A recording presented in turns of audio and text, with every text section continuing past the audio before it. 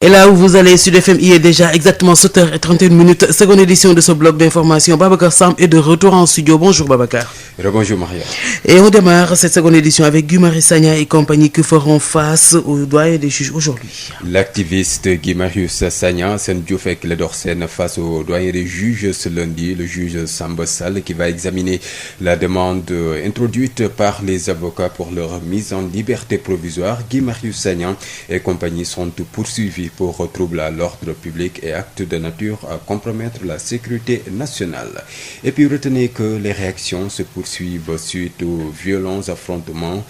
consécutifs à l'affaire Ousmane Sonko Adji Sarr. Cette fois-ci, c'est le maire de Fandène et coordonnateur communal de la coalition Benno Bokk Yakaar qui regrette les actes de vandalisme ayant conduit aux morts d'hommes et saccage de biens d'autrui. Une occasion pour l'ancien ministre des Forces armées de se féliciter de la sortie d'apaisement du chef de l'État Macky Sall. Augustin Tine avec Babacar Sow.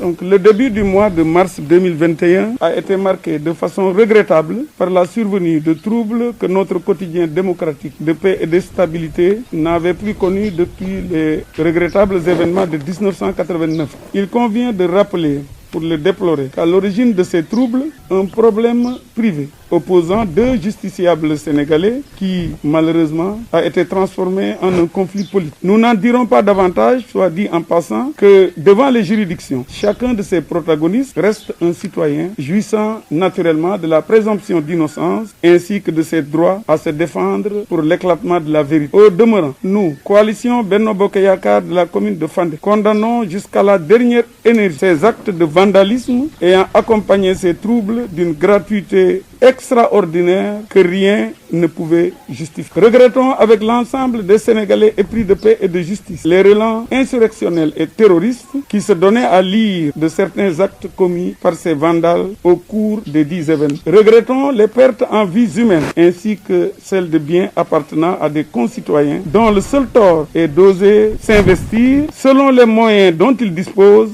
dans la recherche du développement de notre pays. Présentons nos condoléances aux familles endeuillées et souhaitons un prompt rétablissement aux blessés. Par conséquent, nous, membres de la coalition de la commune de Fandène, nous réjouissons avec beaucoup de fierté et de soulagement de la réaction du chef de l'État, son Excellence, Monsieur le Président de la République, Macky Sall.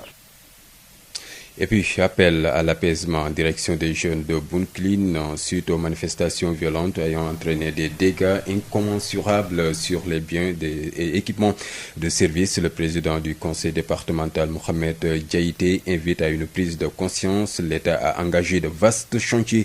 pour la prise en charge de leurs préoccupations, dit-il. Mohamed Diaité a par ailleurs apporté une enveloppe financière au poste de santé de Médina Wandifa en posture d'urgence sanitaire. Ces propos sont ici recueillis par Moussa Dramé. Le président de la République a dit aux jeunes, je vous ai compris. Et il a pris des décisions assez fortes, telles que la réorientation budgétaire qui devrait aboutir à la mise en place d'un fonds de 350 milliards de francs CFA pour faciliter l'emploi des jeunes. La situation économique mondiale, s'y ajoute la crise sanitaire que le coronavirus a instauré à travers le monde entier, n'ont pas épargné le Sénégal. Si vous détruisez un seul bien de l'État, vous avez détruit votre propre bien. Parce que c'est avec votre impôt, c'est avec les impôts que payent vos parents, c'est avec les impôts que payent les fonctionnaires, c'est avec les impôts que payent les industriels, les commerçants, les travailleurs, les artisans. C'est avec ça que l'État construit les écoles. C'est avec ça que l'État construit les postes de santé et tous les autres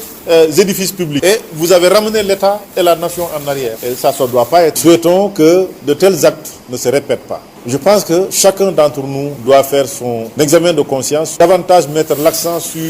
le rôle qu'il doit jouer dans la société. Même si tous les postes districts et hôpitaux de santé, toutes les structures de santé ont besoin de soutien, mais le poste de Médina Wandifa également a besoin d'un soutien particulier, significatif, compte tenu du volume de travail qui se déroule ici. L'un des plus importants postes de santé du département de Bounkiling, peut-être même le plus important. Le président du comité de développement sanitaire vient de nous dire que 500 à 700 patients sont consultés ici par mois. 80 à 90 accouchements ont lieu ici par mois. C'est pourquoi dès que nous avons reçu la requête de l'infirmier chef de poste, nous n'avons pas hésité à apporter notre concours, tant soit peu, avec une enveloppe qui avoisine les 500 000. Sud FM.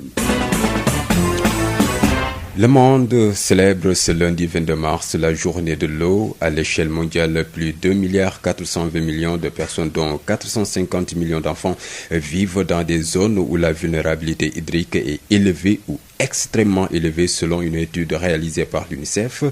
Au Sénégal, l'ODD 6, qui vise un accès universel et équitable à l'eau potable, est loin d'être atteint avec un déficit de 53%. La fin du calvaire des populations avait été annoncée pourtant par le ministre de l'eau et de l'assainissement pour ce 31 mars. Tel n'est toujours pas le cas avec les lenteurs notées au niveau du KMS 3. Instaurée par les Nations Unies, la journée mondiale de l'eau est célébrée partout dans le monde depuis 1994. Elle met l'accent sur l'importance de l'eau douce et vise principalement à l'atteinte des ODD 6, eau propre et assainissement pour tous d'ici à 2030. La gestion de l'eau est d'un enjeu de taille, même si au-delà de l'ODD 6, elle conditionne d'autres objectifs comme ceux liés à la famine et à la pauvreté, ODD 1 et 2, à la santé, ODD 3, aux villes et communautés durables, au changement climatique et à l'éducation. La sécurité de l'eau s'impose en priorité sur la disponibilité, la préservation, l'accès, la répartition équitable entre les divers usagers et la protection des infrastructures hydrauliques. Au Sénégal, les enjeux à relever restent énormes et sont liés à la préservation et à la gestion efficace des ressources en eau pour éviter les surexploitations et leur contamination par diverses sources de pollution. L'eau est utilisée en grande partie dans l'exploitation minière. La pollution reste de forme atmosphérique et hydrique. Dans la zone de Daroukoudos à Thiès, l'arrêt de l'utilisation de certains puits et la faible rentabilité des cultures seraient liés aux contaminations issues des carrières. Toujours au Sénégal, la consommation en eau par jour et par personne passe de 7 litres en 1981 à 28 litres en l'an 2000. Des efforts restent à faire pour atteindre l'objectif de 35 litres par personne et par jour fixé par l'OMS. Le déficit en eau de consommation est de 54%. Les zones urbaines sont les plus servies. Le triangle Dakar-Thiès-Mbour polarise 80% de la demande en eau. L'usine KMS 3, une fois opérationnelle, va injecter plus de 200 000 mètres cubes dans le réseau, en plus des 50 000 de l'usine de dessalement de l'eau de mer pour combler le gap de 418 000 mètres cubes en besoin en eau dans la région de Dakar. Le ministre de l'eau et de l'assainissement, Serigne Mbaye Thiam, lors de sa dernière visite en début décembre 2020 sur les chantiers de KMS 3, avait annoncé la fin du calvaire avant ce 31 mars 2021, si toutefois les essais techniques seront concluants. Pendant ce temps, les populations de certaines localités trinquent. L'eau ne coule des robinets que durant la nuit et à faible pression. Les populations contraintes de prendre leur mal en patience. Par contre, d'autres décrient la gestion de l'hydraulique rurale par Aquatec à cause de beaucoup de manquements notés. Banlieue dakaroise, El Hadj Moussa Thiam pour la radio Sud FM. El Hadj Moussa Thiam, le problème d'accès à l'eau potable est d'ordre structurel, a indiqué le géographe et environnementaliste Abdou Sané. L'ancien PCA de l'ONAS estime que l'absence de planification constitue une des causes. Nous l'écoutons avec El Hadj Moussa Thiam. Relativement à la question liée à la qualité des eaux et par conséquent à l'accès des populations par rapport à l'eau potable, il faut noter et le déplorer une situation de déficit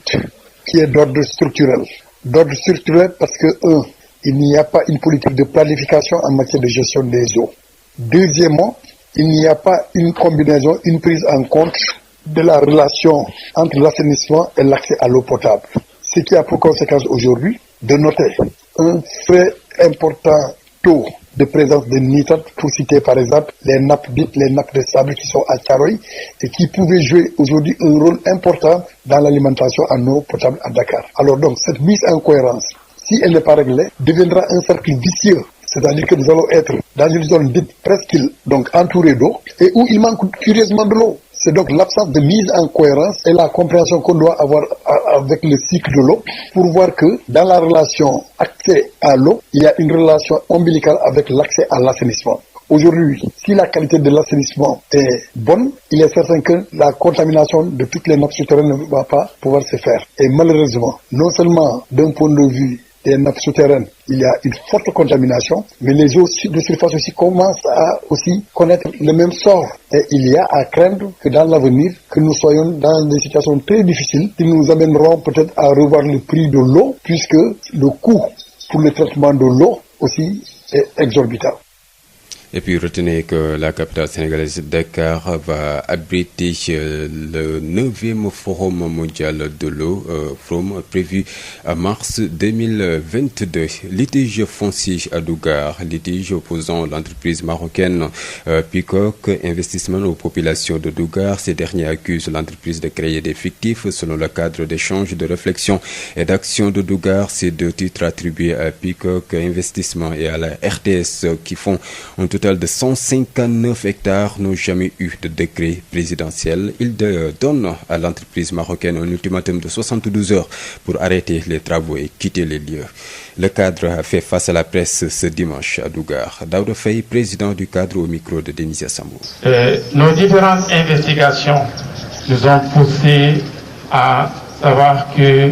tous ces titres-là sont des faux titres et on mesure bien nous. Depuis plus de 6 mois, on lance un défi aux différents juristes du département qui soutiennent Peacock Investissement, aux différents juristes de Peacock Investissement, pour qu'ils puissent montrer devant tous les journalistes les papiers qui leur permettent de s'installer sur ce site-là. Et jusqu'à présent, personne n'ose s'aventurer devant la presse pour amener des explications. Maintenant, il y a un rapport qui est sorti par le gouvernement sur le litige foncier et communautaire. Heureusement que le problème qui oppose Peacock Investissement et les paysans a été mentionné, mais mal libellé, parce qu'on dit que la population de Dougar n'est pas d'accord sur le projet de Peacock Investissement. Le libellé n'est pas bon. Il fallait poser le problème autrement. Ce n'est pas qu'on n'est pas d'accord avec le projet Peacock Investissement, on n'est pas d'accord sur le déplacement du projet Peacock Investissement du site initialement prévu vers le site actuel. On n'est pas d'accord sur ce fait. Ce n'est pas qu'on n'est pas d'accord sur le projet Peacock Investissement. Et comme solution, il propose à ce qu'on rencontre les autorités de Peacock et qu'on discute pour qu'au moins personne ne soit lésé. Comment pouvez-vous comprendre? Vous prenez un voleur chez vous, vous l'amenez à la police, au lieu de le juger, on vous dit, on discutez pour que le butin là, vous le partagez. Voilà la réalité. Daouda Faye, président du cadre d'échange, de réflexion et d'action de Dougar. Réunis à Lompoul-sur-Mer dans le département de Kébémer, les membres de l'Union nationale des pêcheurs artisanaux du Sénégal, UNAPAS, dénoncent avec véhémence le manque de considération dont leur secteur est victime. Non sans lister les 1001 difficultés qui pompent la pêche artisanale. Parlons de la corruption qui est devenue un fléau qui fait perdre à nos pays énormément d'argent chaque année. Cette pratique coûte à l'Afrique plus de 148 milliards de dollars par an. Les pays africains toujours en retard. L'objectif du projet d'activisme artistique contre la corruption est d'encourager la lutte. À cet effet, un atelier de 5 jours a réuni au Lac Rose des acteurs culturels, acteurs politiques, associations, journalistes, blogueurs sur les instruments de prévention et la lutte contre la corruption. Oumi Regina Sambou, la coordinatrice du projet, au micro de Denisia Sambou. La corruption, c'est vraiment un fléau, surtout dans nos pays sous-développés. Aujourd'hui, grâce à l'activisme artistique, dans certains pays, ils ont arrivé à trouver une solution à la corruption, à faire en sorte que les gens puissent avoir confiance de leurs droits et se battre pour que ces droits soient respectés. Et donc, c'est un modèle qui a marché dans ces pays. On se dit pourquoi ne pas dupliquer ça en Afrique où, franchement, on est toujours à la recherche d'une recette pour éviter que la corruption prospère et la corruption demeure et gangrène. Il y a la corruption, les flux financiers illicites et des choses comme ça qui sont de véritables fléaux et que même pour que les gens puissent lutter ou se battre contre, c'est assez difficile parce que déjà, la corruption, elle est petite, elle est micro, infinitésimale et des trucs comme ça, comme elle peut être de grande ampleur et tout, mais peu importe la taille qu'elle a, la corruption c'est comme un ver dans un fruit, ça détruit. Et donc donc ça fait partie des choses qui nous retardent le plus. Birahim Seck, lors de sa présentation, parce qu'il a fait partie des formateurs dans le cadre de cette formation que nous avons initiée, il a rappelé qu'il y a énormément de milliards en 2015 que le Sénégal a perdu du fait de la corruption. Et aujourd'hui, on n'ose pas évaluer ou imaginer du fait de la corruption ce que les fonds qui pouvaient servir à construire des écoles, par exemple, à construire des routes, à améliorer le vécu des citoyens. On ne peut pas imaginer combien de choses importantes pour les sociétés on a perdu. Aujourd'hui, quand on regarde notre pays, on voit le plateau sanitaire qui est aussi dégradé. On voit les routes qui sont dans un état pitoyable. On voit aussi les services biens qui sont dus à la population, les services de l'administration. Tout est dans un état pas possible. Et puis, lutte contre l'immigration clandestine, la police de Saint-Louis poursuit les opérations de surveillance. Retenez que 17 personnes arrêtées vendredi et placées en garde à vue. Les 3 convoyeurs et l'entremetteur seront déférés ce lundi au parquet. Et puis, parlons sport dans cette édition d'information football Ligue 1 sénégalaise. Casa Sport, Jaraaf, un but partout. Les détails avec Ben Michel Kanfoudi. Il n'y a pas eu de vainqueur dans le classico du football sénégalais qui a opposé le Casa Sport au Jaraaf de Dakar. Les deux équipes se sont séparées sur le score d'un but partout. Ce sont les Kazaïstes qui ont ouvert le score à la 9e minute de jeu et c'est Mahfouz Kandé qui a profité d'une erreur défensive des Médinois pour battre le gardien de but du Jaraaf de Dakar, Pape Seydou Ndiaye, inscrivant ainsi son 6e but de la saison. Cet avantage n'a duré que 5 minutes puisque les Verts et Blancs, piqués dans leur orgueil, ont élevé leur niveau de jeu et profité de l'inexpérience de la défense du Casa Sport pour créer un penalty transformé à la 14e minute par le néo-international sénégalais El Hadj Madické Kane. Ce score de parité restera inchangé jusqu'à la mi-temps. En deuxième période, le Casa Sport met le pied sur le ballon et prend le contrôle du match, mais les velléités offensives des attaquants kazaïstes Mahfouz Kandé, Lamine Diadjou et Abdou Diédhiou entrés en cours de jeu butent sur l'expérience des Médinois. Ces derniers, gagnés par la fatigue du match contre le club sportif sfaxien, ont géré leur manque de fraîcheur physique procédant par des contres. Les poulains de Chegué ont même failli surprendre dans le temps additionnel ceux de Ansou Diadjou à 2 reprises, n'eût été la vigilance du petit et très talentueux gardien de but Samaï Pape Moussa Sène. Ben Michel Kanfoudi, Ziguinchor, Sud FM. Et voilà Maria, et retenez que Teungueth FC occupe la première place du tableau, que Teungueth FC qui a battu hier Stade de Mbour 3 buts à 0. Merci à vous Babacar Sam de nous avoir présenté cette session d'information que l'on va compléter comme tous les lundis avec le contradictoire. Le contradictoire.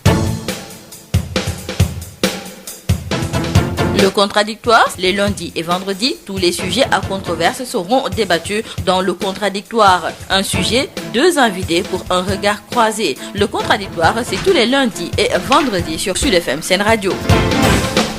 Et le contradictoire de ce jour s'intéresse à la journée mondiale de l'eau célébrée justement aujourd'hui, lundi 22 mars. Et nous recevons comme premier invité Momar Ndao. Il est le président de l'association des consommateurs du Sénégal, ASCOSEN, et il est avec Abdoulaye Diop. Momar Ndao, bonjour. Vous êtes le président de l'association des consommateurs du Sénégal, ASCOSEN. Nous célébrons la journée mondiale de l'eau aujourd'hui, au moment où au Sénégal, certains problèmes demeurent, comme l'accès à ce liquide précieux avec des coupures récurrentes et la qualité de l'eau. Mais comment faire pour rééquilibrer le gap constaté? Au moment où nous célébrons la journée mondiale de l'eau, il y a toujours aujourd'hui des difficultés par rapport à l'approvisionnement au Sénégal, alors que nous sommes en 2021, ce qui est encore vraiment incompréhensible. Alors, comment faire pour rééquilibrer le gap constaté? D'abord, il faut augmenter la production, mais de manière suffisante. C'est-à-dire qu'aujourd'hui, ce qui se passe, c'est qu'il y a beaucoup de projets qui ont été initiés depuis des années, mais ces projets sont limites. C'est-à-dire qu'entre le moment où le projet est initié et le moment où il est mis en œuvre, la capacité du projet est très rapidement donc atteinte ou dépassée. Donc c'est la raison pour laquelle il faut qu'on recalcule le dimensionnement donc des projets pour pouvoir faire face à la demande. Parce que quand il y a de l'eau, quand il n'y a pas d'eau, les consommations donc sont minimales. Mais si vous avez une pression, votre consommation peut être augmentée, multipliée par 3. Donc c'est la raison pour laquelle ces facteurs d'élasticité de la demande en fonction de l'offre doivent être pris en compte dans le cadre donc de la programmation des investissements, ce qui ne semble pas être le cas. Comment avoir une bonne qualité de l'eau, justement? Alors, une bonne qualité de l'eau, c'est une eau qui respecte au minimum donc les prescriptions de l'Organisation mondiale de la santé quant à sa composition, etc. Et aujourd'hui, c'est vrai que l'eau fait partie des denrées les plus, en tout cas, contrôlées au Sénégal, avec plus de 10 000 contrôles chaque année, donc 10 000 points de contrôle et 10 000 contrôles par chaque année, ce qui permet donc de pouvoir vérifier la potabilité de l'eau. Mais c'est vrai que la potabilité, c'est la base. Maintenant, nous consommateurs, nous sommes en train de travailler dans le sens donc d'une acceptabilité de l'eau, parce qu'une eau peut être potable et sembler repoussante pour un consommateur. L'autre élément, c'est que effectivement la qualité de l'eau ne dépend pas seulement de sa transparence ou de sa clarté, et je pense que ça aussi il faut qu'on en tienne compte. Merci M. Momar Ndao. Je rappelle que vous êtes le président de l'association des consommateurs du Sénégal, ASCOSEN. Dans ce contradictoire, Monsieur Momar Ndao de l'ASCOSEN. Et le second invité est le directeur des territoires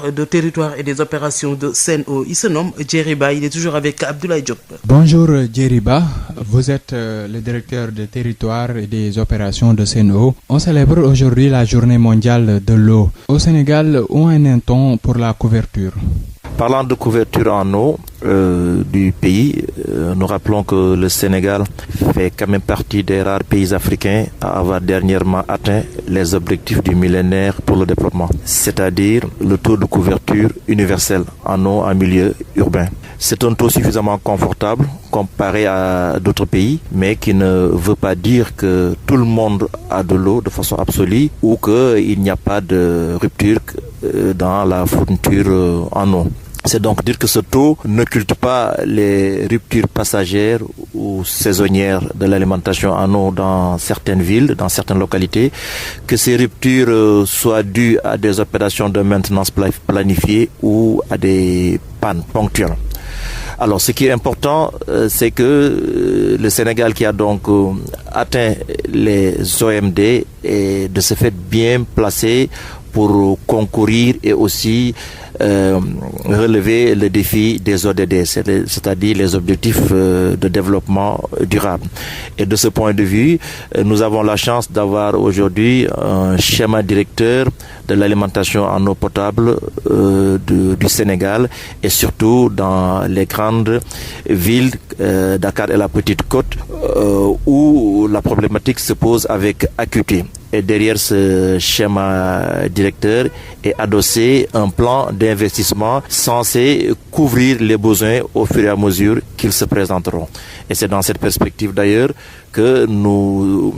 procéderons très prochainement, dans les prochains jours, je veux dire, à la réception et à la mise en service de l'usine de Keur Momar 3, KMS 3, qui produira dans un tout premier temps 100 000 m3 jour et dans un second temps, à terme, 200 000 m3 par jour, ce qui résorbera pour les quelques années à venir définitivement le problème du déficit en eau de Dakar. La qualité de l'eau est souvent décriée. À quand une bonne qualité de ce liquide précieux? Le Sénégal a la chance de disposer de deux ressources en eau conventionnelles, c'est-à-dire des eaux de surface et des eaux souterraines. Les eaux de surface sont en général d'une excellente qualité, c'est notamment le cas sur le fleuve Sénégal et sur le lac de Guiers, qui apportent près de 50% des besoins en eau de Dakar. Alors, par contre, sur les eaux souterraines, nous avons quelques difficultés, notamment sur les forages distributifs de Dakar et sur le bassin arachidier. Quand je parle de quelques difficultés, c'est généralement des dépassements de seuil sur certains paramètres tels que le fer, chlorure et les fluorures, surtout les fluorures dans le bassin arachidier. Alors pour le cas de Dakar, l'essentiel des eaux qui provenaient des nappes ferrugineuses de Pout aujourd'hui est traité au niveau de l'usine du Point K à Sébikotane, ce qui a donc contribué à résoudre dans une large mesure le problème de l'eau colorée que nous connaissions dans le périmètre urbain de Dakar. Par contre, dans le bassin arachidier, un certain nombre d'usines ont déjà été mises en service, mais pour la majorité de l'eau distribuée dans le bassin arachidien, nous restons encore légèrement au-dessus des seuils définis par l'OMS sur les chlorures et les fluorures. Mais ce problème a été suffisamment identifié et pris en charge par la Société nationale d'exploitation dans son programme d'investissement. Au demeurant, que ce soit dans le bassin arachidien, que ce soit à Dakar, le fermier Sen'Eau s'assure que quelle que soit la qualité intrinsèque physico-chimique de l'eau, la qualité bactériologique, elle est garantie conformément aux exigences de notre contrat. La place de l'eau dans nos sociétés et comment la protéger est le thème de cette année. Justement, comment protéger cette eau? La protection de l'eau représente effectivement un grand enjeu. Au Sénégal, elle se décline sous plusieurs angles. Pour ce qui est des eaux de surface, par exemple, la règle générale est de lutter contre les rejets ou bien tout au moins de garantir que les rejets sont d'une qualité suffisante pour ne pas créer de pollution sur les eaux de surface. Pour les eaux souterraines, il y a deux angles de lecture. Pour toutes les zones côtières, comme Dakar, la Petite Côte, la Grande Côte, il s'agit de faire en sorte que les buzeaux marins, les buzeaux salés donc, ne rentrent pas dans le continent. Donc ce qu'il faut faire, c'est ne pas puiser au-delà de la capacité de rechargement des nappes. Mais de façon générale aussi, pour les eaux souterraines, il faut avoir un environnement sain, bien assaini, maîtriser les rejets, parce que tout ce qui est rejeté sur terre finira après l'évaporation, bien sûr, par se retrouver dans les nappes phréatiques. Canal Plus mu ngi leen di ñaanal bëccëgu jàmm. Sud FM. Il est 8h. juróom-ñetti waxtu ci Sud FM seen rajo 98.5 ci Ndakaaru lëkkaloog suñuy diiwaan salaamaaleykum Hadj Maodo Faye. maaleykum salaam soxna Maria. xibaar yi ñaareel bi pàcc ci yaatal ñu tàmbali ko Guy Marius Sagna ki ñu jëm tey dinañu jàkkaarloog doyen des juges. kay ñoom tey jii Guy Marius Sagna Assane Diouf ak ki nga xam ne moo di Clédor Sène ñoom daañu janloo ak attekat bi tey jii ci altine ji gannaaw ba nga xamee ne fan yële ñu génn ñoom dañ leen a tuumaaloo ne daal dañ doon salfaañee rek dalu ko réew mi ak itam ay yëngu-yëngu yu demee noonu le moom sax njort nañ ñëw ñooñu le mën naa am ñu bàyyi leen bàyyee nëpp negg ndiku gannaaw ba nga xamee ne kayit yegg na ba ci kanamu juge boobule ay jàppante yi nga xam ne sax moo fi amaatoon itam fan yi nga xam ne moom la ñu génn diggante Sonko mbiri Sonko Adji Sarr te coow li na ko ru itam maire ba nekk fële ca Fandène ak itam ñi nga xam itam ñoo nekk ci waa Benno Bokk Yaakaar itam ne daal loolu ñu ngi koy méttitlu te itamit nag war nañoo xoolaat daal mbir yi ni ñuy fexe rek daal ba yëpp dalaat jàmm itam ministre bi fi nekkoon wàllu armée ñu dénkoon ko daal di dikkaat ci mbir yooyu li nag daal mi ngi rafetlu moom itam rek Augustin Tine ci boppam mi ngi rafetlu lépp loo xam ne jëm na ci jàmm ji amaat Babacar Sow. ndorte mois de mars bi dund nañu ay situation yu metti yoo xam ni dal na képp koo xam ni dëkk na ci réew mi te bëgg a jàmm xam ni réewu Sénégal réewu jàmm la yéeg na ko ci yaramam loolu tax na ñi ngi wax ni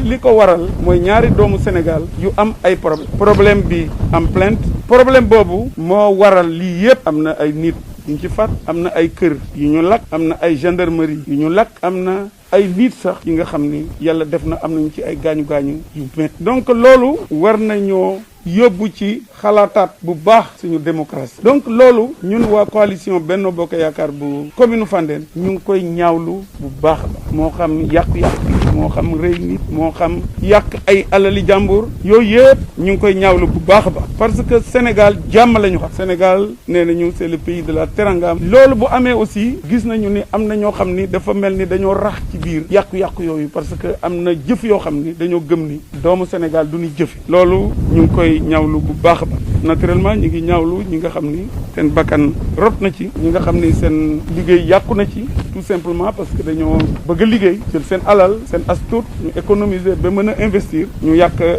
la ñu liggéeyoon donc loolu tax na aussi jàmm ji amoon ci réew mi xaw a nasaxaay ci jour yooyu ñi ngi jaale ñëpp ñi nga xam ni ñàkk nañu ci moo xam doom la moo xam rak moo xam xarit ñëpp ñi ci ñàkk ay nit ñi ngi leen di jaale di wax ni gannaaw loolu am nañu mbégte ci discours président de la République gëm naa ni ñëpp d'accord nañu ni bi mu jëlee parole kilifa moo wax oote dal sénégalais yu bare wuyu nañu ko li aju yi tamit ci fële nga xam ne moo di boori Bounkiling ci boori Sédhiou li ko wër ñoom tam ñu ngi doon woote gannaaw bi nga xamee ne jafe-jafe yi am na ba noppee tam ñu daal lépp fii suuf Mamadou Dieyte ne daal ñëpp nañu delloosiwaat seen xel ci wàllu fànn boobule moom nag itam rek indaale na ay dimbali itam jëmale ko ci poste de santé bi nga xam ne moo nekk ca Madina Wandifa ñu déglu ko ci micro Moussa Dramé. jàngat bi nu am munta weesu jàngat bi si son excellence le président Macky Sall am ci. mu ne xale yi dégg na leen moo di xale yi war nañ leen gën a bàyyi xel. dafa jël décision mu ne budget bi nu wote woon 2021 da koy càmbaraat génne ci ñetti téeméeri milliards ak juróom fukki milliards jëmale ko ci wutum liggéey xale yi ndax xale yi ñoo génn lan moo tax xale yi génne lan mooy saafara loolu la président Macky Sall xalaat moo tax mu génnee idée boobu ne dina jël 350 milliards jëmale ko ci liggéey xale yi ci biir kër yi nañu gën a tàggat xale yi ñu xam lan mooy nit lan moo war nit ak lan la warul def nguur moom yow la man ak keneen loolu mooy nguur kon boog boo yàqalee nguur gi benn ci alalam da ngaa yàqal sa bopp. infirmier d'état chef de poste santé Madina Wandifa moo ma saisir ak benn lettre boo xamante ne moom signé na ko président comité de développement sanitaire bi tam signé na ko wane ne am nañu ay jafe-jafe ci mbirum garab. ma xam ne loolu poste de santé yëpp district de santé yëpp ak case de santé yëpp am nañ jafe-jafe yu mel noonu waaye nag poste de santé bu Madina Wandifa umpul kenn ne poste de santé bu am doole la ci suñu département de Bounkiling. li demee ni téeméeri mbaa juróom-ñaari téeméeri nit poste de santé bi dina ko consulter ci weer wu ne juróom-ñeenti fukki nit ci ay jigéen moo tax xaaruma dara ma yëkkati lu jege 500 000 francs lii ñu jëndee ko garab ak 1500 masques. loolu ñoo ko déggandoo ca Kër Madiabel responsable yi nekk ci waa alliance bi ñu duppee rek APR maanaam tey ñoom tamit boote ci gannaaw njiitu réew mi di Macky Sall doon amaloon nañu assemblée générale bu mag boo xam ne bii dañ ci doon waxtaan itam jëm ci seen biir APR si yooyu nag ca Kër Madiabel ñu ngi naqarlu itam rek lenn ci taxawaay ñenn ñi nga xam ne ñoo nekk ci société civile bi nga xam ne sax ñoom ne ñooy faral di indi ay jafe-jafe ci wàllu politique ba mu gën a tàng Basirou Kébé responsable la ci APR fële ci Kër Madiabel waxtaan ci ak Mamadou Camara. ay organisation société civile ñenn ñi dinañ leen gërëm parce que ku mel ni Alioune Tine dafa jóg dox ci tànku jàmm dem ci kilifa diine yooyu tey ñoom jàmm réew mi moo leen ñor kon am nañ njëriñ ci réew mi donc ñu dox ci muy Touba muy Tivaouane muy Medina Baye muy Ndiassane muy Yoff Layène fépp dox ci jàmm Alioune Tine dox ci ba jàmm am président def discours annoncé ay mesures waaye dañu seetlu beneen société civile boo xam ne nii ki ko incarné mooy Seydi Gassama moom xam taal rek la fi nee li ko ñor mooy jàmm bu mu am fu nguur gi defee lu baax du ko wax fu ay amee mu taal lu tax ma wax loolu dama ko interpellé ne ko Seydi yow wax nga dénoncé nit ñi gaañ nit ñi rey d'accord na parce que droit de l'homme la kenn warta faat nit kenn warta gaañ nit waaye nit aussi bu liggéeyee yëfam moom ko daan ñaq xamoon nu mu ñaqee def ko ñu ñëw ay nit dajji ko yàq ko songu kër jàmbur loolu da nga koo war a dénoncé ba tey jii nanguwut ko dénoncé ma ne ko loolu li ñuy wax violation droit à la propriété privée moom la te loolu da nga ko war a kaas kon ñu mel noonu dañ leen di interpeller ne leen Sénégal réewu jàmm la ñun nag dootuñ nangu kuy ñëw pour déstabiliser réew mi pour sa intérêt bopp pour que nga dem am ay financement ci bitim réew di dérouler say activité dama ne am na organisation société civile yoo xam ne ci réew mi tey ñoo ëpp état xaalis tey ñuy dawal ministère yi duñ ko dawal ñiy dem service yi Sada Diallo mii nekk inspecteur des sports du ko dawal bu war tëtt war a liggéey ci askan wi dañuy dem di indi malheuru nit ñi pour exploiter ko wuti xaalis pour indi ko di ci dund mais loolu lañ ne dootu ko nangu dañu bëgg Sénégal suñ nit ñi ubbi seen bët yi ak seen xel yi xam ne bu ñu toogee seetaan suñu doom yi suñuy rakk yi suñu sët yi ëllëg duñ fekk réew mu am jàmm jàmm jooju nag président daf ko bëgg mu woote ñëpp ànd jàmm kilifa diine yi dañ ko bëgg ñu woote ñëpp ànd jàmm ñun ñii ànd ak moom dañ koo bëgg waaye nag dootuñu nangu ñuy manipuler nit ñi pour taal dëkk bi loolu moom dootuñu ko nangu moo tax ñu ñëw tey témoigner waat encore suñu solidarité ak suñu soutien à son excellence monsieur le président de la république non seulement ci initiative yi mu jël mais ak lim fi jot a def réaliser ko fii ci réew mi. ñoo ko déggandoo li aju yi tamit ci maanaam ci altine ji ñaar fan ak ñaar ci weer yi ñu jagleel ko bis bi nga xam ne àddina bi yëpp wërngal kàpp dafa jëm ci wàllu ndox ak liñ ci jot a def ci ay jëf itam fu ñu ci toll ni ci biir réew mi El Hadj Moussa Thiam. bis bu ñu jagleel màggal ndox ci àdduna wërngal këpp nag ñoo ngi koy amal depuis atum 1994 ba léegi te loolee nag waa Nations Unies siiwee ko bis boobee nag daanaka dañ siy waxtaanee rek ci lu jëm ci wàllu nu ñu eggee objectif de développement durable 6 loolee nag di wax rek ci daal askan wi dañoo war a amee ndox mu sell ak assainissement bu mucc ayib fii ak ñu jëm nag ci atum 2030 li jëm ci wàllu gestion ndox mi dafa war a nekk nag lu mucc ayib bu weesee li nga xam ni moo jëm nag ci ODD 6 yi ndax bokk na ci loo xam ni day conditionné yeneen objectif yi jëm si li nga xam ni nu ñu war a taxawoo rek ndox mi balaa xiif ak tamit ndóol di am waaye tamit ci li jëm ci wàllu tamit wér-gu-yaram askan bi mu di ODD 3 ba ci sax ville ak communauté durable yi ak tamit li jëm ci wàllu changement climatique yi ba ci wàllu éducation sécurité jëm ci wàllu ndox nag daa war a am su nekkee nag li jëm ci wàllu jàppandal gi ak tamit ci nuñ ko yaxanalee ak tamit séddoo gu mucc ayib am na ci loolee rek mu jëm ci nu ñuy saytoo li jëm ci wàllu infrastructure hydraulique yi Sénégal nag war na taxaw tembe jëm ci xeex rek jëm ci li nga xam ni moo jëm ci wàllu daal nu ñuy yaxanalee ndox mi tamit ak ci wàllu gestion bu efficace jëmale ko ci ndox mi loolee rek ngir dakkal li jëm ci wàllu nuñ koy jëfandikoo te muccul ayib waaye ci contamination boo xam ne mën naa tukkee ci wàllu wu ne ndox bu bëri nag daanaka dañ koy jëfandikoo li jëm ci wàllu exploitation minière yi pollution bi nag daanaka bu nekkee ci jaww ji noonu tamit lay tukkee ci wàllu ndox mi ci zone bi ñuy wax Daaru Xudoos fu féet ci Thiès daanaka lu ñu dakkal yi ñu jëfandikoo yenn ndoxu teen yi sax bu jëm ci wàllu tamit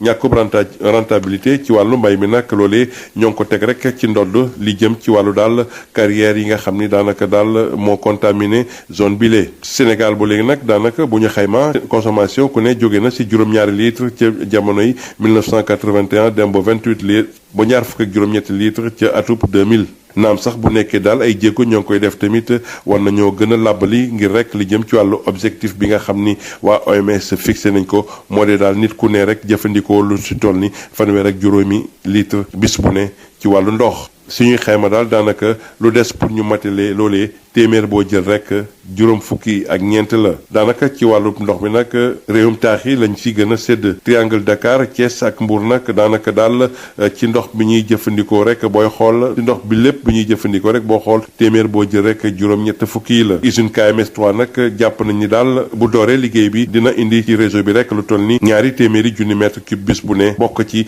ak juróom fukki rax ci dolli ak juróom fukki mètre cube yi nga xam ne nag day tukkee ci usine dessalement eau de mer bi dañ koo soxla ci Ndakaaru ndox mu ñu soxla ci Ndakaaru mu toll rek si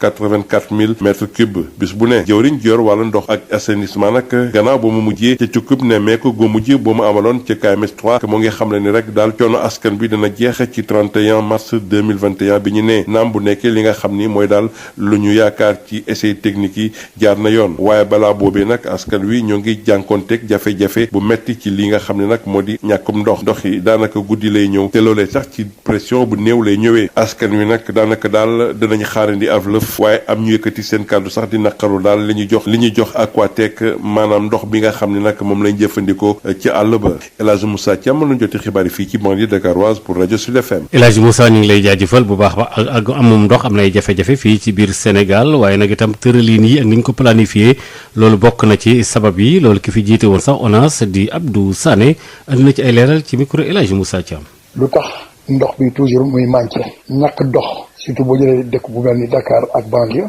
Dakar tubaab mi ngi koy tudd presqu'île mooy lan mooy dëkk boo xam ne ndox moo ko wër voilà dëkk boo xam ne ndox moo la wër ba pare yow nga ñàkk ndox boole ci Dakar dafa nekk ci zone boo xam ne ndox mi soriwul ndox bi nekk ci suuf soriwul mais boo gisee par exemple tey ndox boobu mën a am benn njëriñ pour Dakar dafa fekk lu ñuy wax assainissement mooy sunu toilette yi dañ ko négligé ba nga xam ne yooyu ñëw dem contaminé ndox boo xam ne mënoon na baax pour naan am na lu tubaab di wax nitrate donc loolu dafa nekk comme genre poison boo xam ne moo yàq ndox mi te loolu boo ko bëggee génne xaalis bi ñu ciy dugal dafa cher boo xam ne ragal naa ndox bi tam cher te nit ñi dañu néewle doole duñ ko attan beneen élément bi dafa nekk loo xam ne kooku homme politique moo koy gis boo amee ndox boo ko bëggee sàmm war nga mën a maîtriser sa assainissement mais bu fekkente ne yow sa assainissement bi dafa ignorer conservation ak préservation eau douce lii lay jox te yemuñu ci ndox boo xam ne moo nekk ci suuf au niveau des Niayes yemuñu ci ndox boo xam ne moo dafa bëri nital mooy lu tubaab di wax les nappes les nappes de sable de Thiaroye mais même boo jëlee géej gi di ndox yi nekk ci kaw nii ñu ngi nii def ay agriculture yoo xam ne sunu engrais yi saleté bi yëpp foofu lay jëm lu ñu am sànni ko ci biir ndox lu ñu am ñu saleté ko ci biir ndox bu fekkente ne léegi yow da nga am ndox te xamoo valeur ndox nga bëgg a def ndox comme mbalit lii moo lay dab loolu moo indi ba tey Dakar ak yeneen ak dëkk yu bëree ñëpp mënuñu fexe ba am ndox boo xam ne mooy tubaab ndox bu sell te ñàkk am ndox bu sell boobu ci ay feebar lay indi absence atteinte ODD lay indi moo tax tey ñun ñëpp war nañu mën a xam ni ndox dafa am maanaa ba nga xam ne dañ ko war a protéger dañ ko war a sàmm ci sunu comportement que gouvernement bi ci lu ñuy wax gouvernance de l'eau dafa war a améliorer son comportement pour que relation dialectique bi am entre assainissement ak eau potable mu mun ko comprendre bu boobaa mun nañu préserver la ressource. li aju yi tamit ci coowal suuf yoo xam ni dafay am ci benn entreprise Maroc bu nekk ci maanaam marocaine boo xam ne mu ngi fii ci biir Ndakaaru waa Dugar nag ñoom di wax ne daal lii du yoon tey tamit titre foncier ñu jox ko ñaar mu nekk nag lu daal loo xam ni kenn xamatul lu muy nuru téeméer ak juróom fukk ak juróom-ñeent ci ay hectares la Diop Ndour muy nga xam ni moom mooy di jiite CRC yi moom waxtaan na ci ak suñu nattango bi di Denis Yassam bu ñu déglu.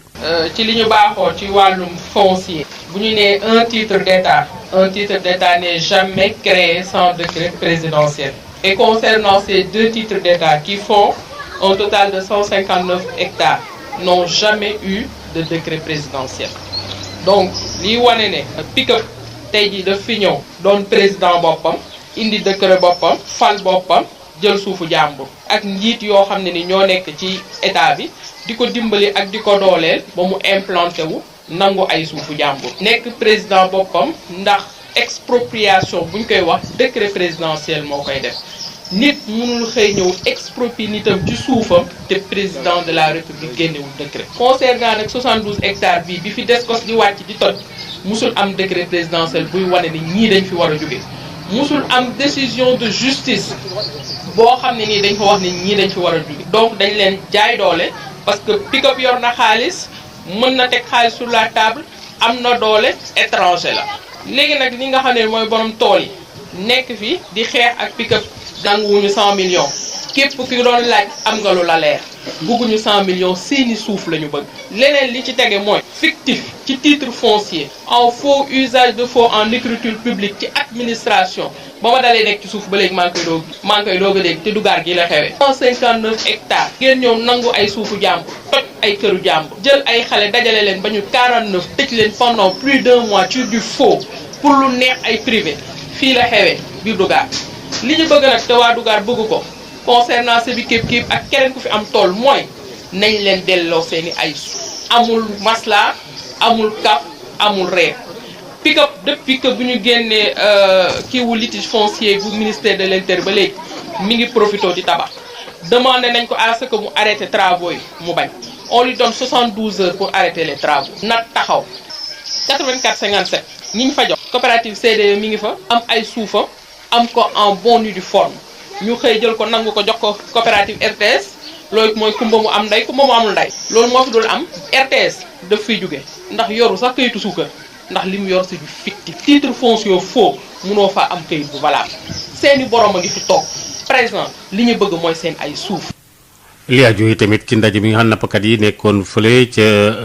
Lompul doon fa daje ca département bu Kébémer lu bare bari ñu ngi koy naqarlu ndax seen liggéey bi niñ ko safandale Lamine Gueye Samane moo demoon fekki leen ñu déglu. ñàkkum kaaraange waral ñuy ñàkk seen bakkan si géej gi bateau yi nga xam ne ñoo jokkee bitim réew ne gadd si biir réew mi géej gi diggante Sambara cher gi nga xam ne moom la jumtuwaay yi ñuy jëfandikoo cher Union nationale des pêcheurs artisanaux taamu woon Lompul sur mer ngir wax bépp jafe-jafe bi nga xam ni moom la ñuy jànkonteel Moustapha Diop mooy président UNAPAS. gën gi ñuy continuer di gën di sori ci géej gi dara waralu ko lu dul ñàkk jën te ñàkk jën dara tegu nu ko lu dul bateau yu bari surcharge ci géeju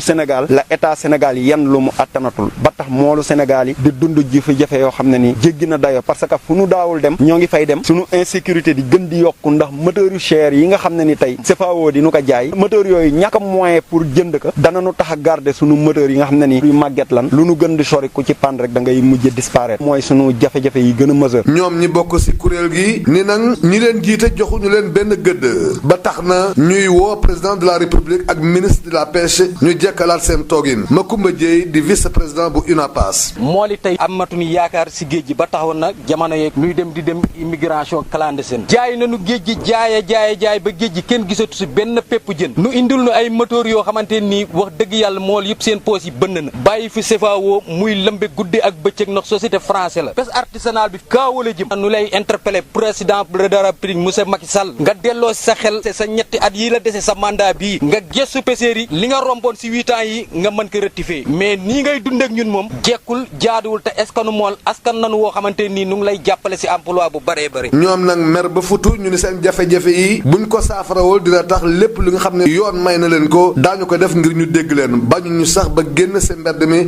def marche nationale ki leen doon jotali xibaar yi fii si Louga Lamine Gueye Saman Sud FM. xeex wàllu ger fii ñu toll nii suñu réew yi fi ñu ci jot toll at mu nekk itam la cay am mu nekk liggéey boo xam ne bi am ñi di ay artistes ak i tamit ñi nga xam ne ay taskatu xabaar bu la kër ñëpp dajale woon fële ci Lac Rose doon ko waxtaane li muy yóbbul Afrique rek toll na ci téeméer ak ñeent fukk ak juróom-ñett ci ay milliards ci at mu nekk itam réew Afrique yi nag ba léegi ñu tardé ci loolu rek itam projet bi nga xam ne itam ay artistes ak activisme yooyu di ko xeex ña ngi ca taxaw ki koy lëkkale di Oumy Régina Samb waxtaan ci ak Denisia Samb. maanaam corruption ñu koy wax guerre ci wolof dafa nekk loo xam ne lu dëggu la ci suñu réew te loo xam ne nag ñëpp sax dañoo dem ba nangu ne guerre mënul ñàkk ci réew mi te loolu dafa nekk loo xam ne warut parce que suñu réew yi du guerre rek moo ko war a doxal waruñ jàpp nag di accepter nit ñi boo soxlaa lu munti soxla ñu nga guerre pour nga am parce que mu neex mu nakari boo soxlaa papier nga bëgg mu gaaw nga fay xaalis loolu guerre la nga nekk di jéem a soudoyer nit di def ay trafic d'influence yooyu noonu yëpp loolu ay xeetu guerre la te day naxasal koom-koomu réew te Sénégal am na Birame Seck bi mu fi ñëwee def présentation mu ñu doon wax ne en 2015 xayma nañ li nga xam ne moom la Sénégal ñàkk te guerre tax mu ñàkk ko ëpp na ay milliards yu bëri la te milliards yooyu noonu buñ ko defoon ci askan bi dafay jóg njëriñ ndax buñ ko defoon tabax ci ay tali wala ñu defar si yenn hôpitaux yi mu nekk ci ay anam yu mucc ay mun see faj nit ñi gën a mën a sàmm ak yelleef doomu aadama waaye gis nañ ni loolu dafa nekk yoo xam ne dafa tumuranke bu baax si suñu réew te li ko tumuranke loo du ñàkk koppar gi de ndax koppar gi mu ngi fi waaye nañu koy jëfandikoo ak surtout li guerre indi ba nga xam ne tax na sax citoyens yi tolloo wuñ doomu réew mi tolloo ndax plus nga am koom-koom plus li ngay gën a mën a am accès gën la yomb te Sénégal dafa nekk réew moo xam ne dañoo jàpp ne tous les citoyens naissent libres et égaux te service yi nga xam ne moom la ñu war a aspirer ñoom ñëpp ñoo ci war a mën a jot mu di nag kuy di borom xam-xam bi borom daraja ji ak borom koppar gi ak baadoole bi ñëpp a ci yem waaye loolu yëpp gis nañ ne guerre tax na ba nekkut te instant bi via activisme artistique li nga xam ne moom la ñuy wër xam nañ ne forme d'utopie la ndax société boo xam ne ñëpp ay yem loolu mënul nekk waaye société boo xam ne ku nekk dinañ la jox sa gëdd jox la sa àq ak sa yelleef loolu la ñuy xeex pour nga xam ne dinañ ko mën a jëmal te ku si nekk xam nga boo ko defee ci fi nga nekk nga def sa part ndax bu kenn xeeb li nga xam ne mën na ko def mu soppi dundinu benn nit parce que bu soppee dundinu benn nit boobu dina dem soppi dund beneen nit et tout mu nekk benn espèce de chaîne vertueuse ñun loolu la ñuy xeex. xeex bi ñuy xeex lépp loo xam ne aju na ci wàllu immigration clandestine maanaam ñuy tukki di ko nëbbu ca Ndar jàpp nañ ci fukki nit ak juróom-ñaar ñett ñeen yóbbu leen ci kaso bi Yves Tendeng. mbirum émigration clandestine maanaam tukki ci anam ñu jaaduwul daanaka mu ngi wéy di am fii ci Ndar fi nga xamee ni waa police bu arrondissement bu Ile teg nañu loxo ci lu yàggul ci lu toll ci fukki doomi aadama ak juróom-ñaar ñi nga xamee ni dañoo bëggoon bëkk gaal yi ngir wuti ji biti réew muy ay candidat ñu nga xamee ni daanaka ràññee nañ ci ay doomu Casamance waaye itam ay doomu réew Guinée-Bissau te ñoom ñëpp seeni at tollu ci diggante ñaari fukk jàpp fanweer ak juróomi at te ñu bëggoon daal jël gaal yi wuti ji biti réew muy ay candidat ñu nga xamee ni daanaka ku ci nekk jot na fay lu toll ci diggante 400 000 jàpp 700 000 francs CFA ngir mën a yéeg ci gaal bi nga xamee ni moo leen naroon yóbbu biti réew jaaree ko ci géej gi ñoom ñi leen sax daanaka ñi leen naroon yóbbu fi la ca quartier bu Pikine lañ leen daal di utal néeg fi ñu doon xaar seeni bi su dem waaye ci mujjanteel gi ñi nga xam ne ni ñooy alkaati yu commissariat bu arrondissement bu Ile bi mujjee nañ leen teg loxo ci suba aljuma bi ñu weesu bokk na ci ñi leen naroon yóbbu moo di rek ñetti convoyeur ak kenn ku nga xam ne ni mooy personne intermédiaire bi maanaam moo doon waxaale ak client yi ñoom ñeenti ñile daanaka waa police daañu leen yóbbu ci kanamu yoon ci altine gi te ñi nga xam ne ni ñooy seeni client waa police fas yéene nañu leen bàyyi saa ñu leen dégloo ba noppi di fàttali ne ci ñetti convoyeurs yi daanaka ñaar ñi ay mag ak rakk lañu te ñoo ngi dëkk ci quartier bu Hydrobase ca Langue de Barbarie ki doon jokkoo ak yéen fii ci Saint-Louis Yves Tendeng Sud FM. Yves Tend ak ñaar fukki minutes ak ñeent moo feggu ci juróom-ñetti waxtu soxna Maria ñu taxaw foofu. jërëjëf Hadj Maodo Faye bu ko defee rek ñu daal di wéy ci xibaar yi dem ci li nga xam ne moo di contradictoire. Le contradictoire. Le contradictoire di wute gis-gis ci ñaari kàngam yu bokk benn yoon ku nekk ak sa gis-gis ku ne itamit ak ni nga koy càmbaree altine ak àjjuma. tey ci altine ji contradictoire di dellu si rek ci bés bi nga xam ne tey jii moo di ñaar fukki fan ak ñaar ci weeru mars àdduna wërngal képp di màggal li nga xam ne moo di bés bi ñu jagleel wàllum ndox ñu ciy njëkk a dalal nag ki nga xam ne moo di Momar Ndao moom mooy président bu association consommateur u Sénégal di ASCOSEN moom mu ngi ak Abdoulaye Diop. Momar Ndao ñu ngi lay nuyu yow yaay njiital kuréel gi nga xamante ni moo ëmb consommateur yi fii ci Sénégal ñuy màggal tey bés bi ñu jagleel wàllum ndox ci àdduna wërngal këpp fii ci Sénégal ñu seetlu ni yenn ci ay jafe-jafe ba léegi day wëy bu ci mel ni jote gi ci ndox mi ndax coupure yi xaw nañoo bëri ak ndox mu nga xamante ni bu sell la nan la ñuy def ngir mën a indi yamale ci loolee ñu seetlu. journée mondiale de l'eau bi nga xamante ne bi moom la ñuy féete tey dafa nekk journée mondiale boo xamante ne bi dafa nekk ci 2021 ba léegi ñu ngi am problème accès ci ndox te loolu dafa nekk loo xamante ne bi lu doy waar la parce que wax nañ romb fii li nga xam ne nag moom mooy di lañ war a def pour romb jafe-jafe yi mooy investir suffisamment pour que li nga xam ne moom mooy ndox mi ëpp li ñuy laaj mais bu fekkee da ngay def investissement nga ne tey kat fii kat fi mu ne nii lii moo manqué nga ne xaar ma defar machine pour fàttali loolu balaa machine baa pare li manqué dina yokk te lii nga xam ne te moo manqué nii day tuuti ndaxte boo koy xool moment ba nga koy xool am na ñoo xam ne li ñuy consommé ci ndox dafa néew ndax ndox ma nu muy ñëwee amul doole mais robinet moom bu amee doole rek sa consommation mun na yokk 2 ba 3 yoon kon ni nga xamante ne bi moom la ñuy xayma li nga xam ne moom mooy li manqué loolu bokk na ci liy indi jafe-jafe yi ndax soo ko calculer noo xamante ne bi justul di nga defar ay machine ba sonn te saa yoo ko defaree balaa machine bee commencé li nga xam ne moom la nit ñi laaj ci ndox ëpp ko waaye nees def itamit ngir am ndox bu baax. waaw bonne qualité de l'eau mooy ne qualité ndox moo xamante ne bi ni tërali ñi nga xam ne organisation mondiale de la santé maanaam kuréel gi nga xam ne mooy wëttu wér-gu-yaram ci àdduna bi moom la tëral il faut nga respecter loolu mooy base bi loolu nag ndox yi nga xamante ne bi moom la ñuy naan daf ko war a respecter loolu mooy base bi bon pour mun a am loolu nag da ngay respecter normes yi dafa am lu ñuy wax potabilité maanaam loo xam ndox mu ñu mën a naan la waaye ndox mun nañ ko naan ba pare am beneen ndox boo xamante ne bi mun nañ ko naan ba pare mu am leneen avantage am na tam ndox yoo xam ne mun nga koo xool mu leer ak yow fekk boo ko naanee loru kon ndox du question ndax set na nii ci bët rek wala setul ci bët pour que nga mën a wax ndax ndox mi sell na wala sell. Momar Ndao cant ngërëm ñeel na la di fàttali ni yow yaa jiite kuréel gi nga xamante ni moo ëmb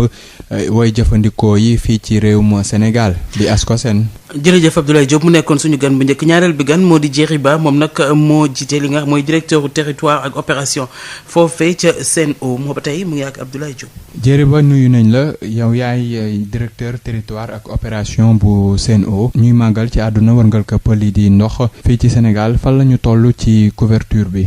li jëm ci wàllu matal soxla askan wi ci ndox nag Sénégal bokk na ci 2 wala 3 dëkk Afrique nga xam ne mataloon nañu sas bi mbootaayu askan wi sase woon ci diggante 2000 jëm 2015 mbootaayu askan wi mu système des Nations Unies dañu sasoon dëkk yépp ku ci nekk na nga def ay jéego yu am solo ngir jëm ci matal soxla askan wi ci ndox Sénégal yegg ni ci couverture universelle mooy maanaam couverture boo xam ne lu ëpp ci askan wi am nañu ndox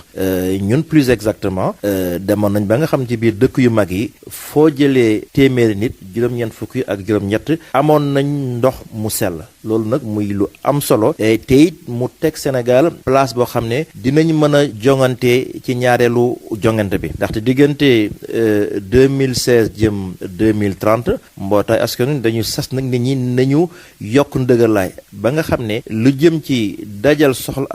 askan wi ci ndox dañ koy saxal dañ ci amal maniin bu sax loolu la ñuy wax développement durable incha allah Sénégal ci ni mu commencé nii ak schéma directeur am yaakaar na ne dinañu mën a yegg ci rendez-vous 2030 bi te yegg ci yeggin boo xam ne day fekk lépp lu nekkoon seen soxla ndoxu askan ñoom matal nañ ko wala matal nañ li ci ëpp. lii di qualité de l'eau di baaxaayub ndox mi dañ koy faral di ŋàññi kan la ñu jàpp ne war na ñoom am ndox bu baax. li jëm ci wàllu qualité ndox mi nag mooy maanaam melokaanu ndox mi ñaari gis-gis mën nañ ko ci am. Sénégal yàlla may na ko mu am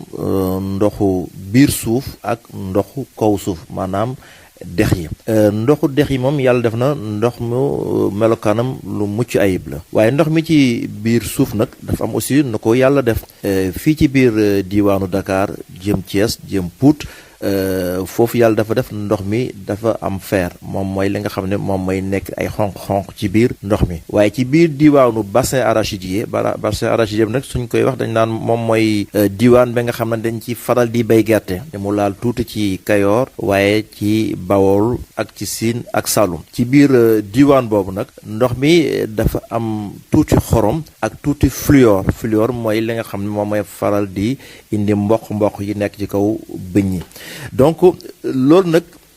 nekk na loo xam ne pour génne ko ci ndox mi lu jafe la ay at a ngi ci ginnaaw daanaka xam-xam bi amagul woon ñu dem ba ci kanam xam-xam bi am waaye mu cher trop ba nga xam ne soo ko defee daanaka litre ndox bi lim lay dikkee dafay jéggi dayaloor waaye léegi yàlla def na mi ngi gën a wàññeeku ba nga xam ne ñu ngi koy mën a song léegi te àttan ko moo tax caajaay am na usine buy tàqale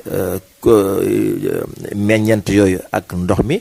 Foundiougne am na ko te it ñi ngi dëgmal def ay usines yu mel noonu ci yeneen bërëb yépp place upp ndox ci biir askan bi ak nees def ba aar ko moom mooy temub ren ji ci loole sax nees def sax ba aar suñu ndox waaw nan la ñuy aaree nag ndox mi ñu yàlla dénk foofu aussi ñaari gis-gis mën nañ ko ci am lépp luy ndox boo xam ne ci kaw suuf la nekk ci dex loolu moom li koy aar mooy ñu fexe ba ñun ndox yu bon yi ñuy jëfandikoo di ko sànni mu bañ a yegg ci dex yooyu wala balaa mu ci yegg fekk ne moom mucc na ci lu mën a yàq ndox moomu bëri na nag ay ndox yu bon yoo xam ne nit mi ngi koy jëfandikoo ba pare su pare da koy tuur mu mën na nekk ndoxu assainissement yu ñu jëfandikoo ci suñu biir gànnuwaay waaye mën na nekk tey ndox yu génn ci usines yi wala nekk ndox yu génn ci tool yi nga xam ne dañ ciy jëfandikoo ay engrais ak ay pesticides donc loolu ni ñuy aaree ndoxu dex yi moom mooy fexe ba benn ndox bu bon du ca tàbbi loolu nag daanaka lu xaw a jafe la il faut que ñëpp ñi nga xam ne am nañ ci wàll wala ñi ngi ci liggéey ci ndox ñu booloo waxtaan ci ba aar suñu dex yi Sénégal am na code de l'eau am na code de l'environnement waaye am na aussi ay tëralin yi mu tëral ci jëm ci li ñuy wax GIR mooy gestion intégrée des ressources en eau mooy ana naka ñëpp di lëkkaloo ngir jëfandikoo ndox yi waaye aar ko beneen wàll bi moom mooy ndox mu nekk ci biir suuf moom aussi ñaari gis-gis dinañ ko ci am benn bi mooy gox yi nga xam ne dafa nekk ci wetu géej ñoo ñëpp seeni forage dañ ko war a aar ba nga xam ne ndoxu géej bi du dugg ci biir forage yooyu ana nan la ñu defee loolu mooy fexe ba doo génne ci forage yi lu ëpp lu taw bi mën a wuutal parce que su ko ëppee rek ndoxu géej moom mooy ñëw wuutu ko waaye beneen façon bi moo aussi mooy fexe ba ñu am maanaam li wër forage yi mu nekk loo xam ne lu sell lu xaw a jafe la waaye comme ni ma ko waxee am nañ ci ay dispositions ay tëralin yoo xam ne muy code de l'eau muy code de l'environnement yoo xam ne suñ ko jëfandikoo rek incha allah yàlla mën nañu may ñu suturaal suñu ressources en eau yi. Jéeri Ba cant ngërëm ma ñeel na la di fàttali ni rek yow yaay directeur territoire ak opération bu Sen'Eau.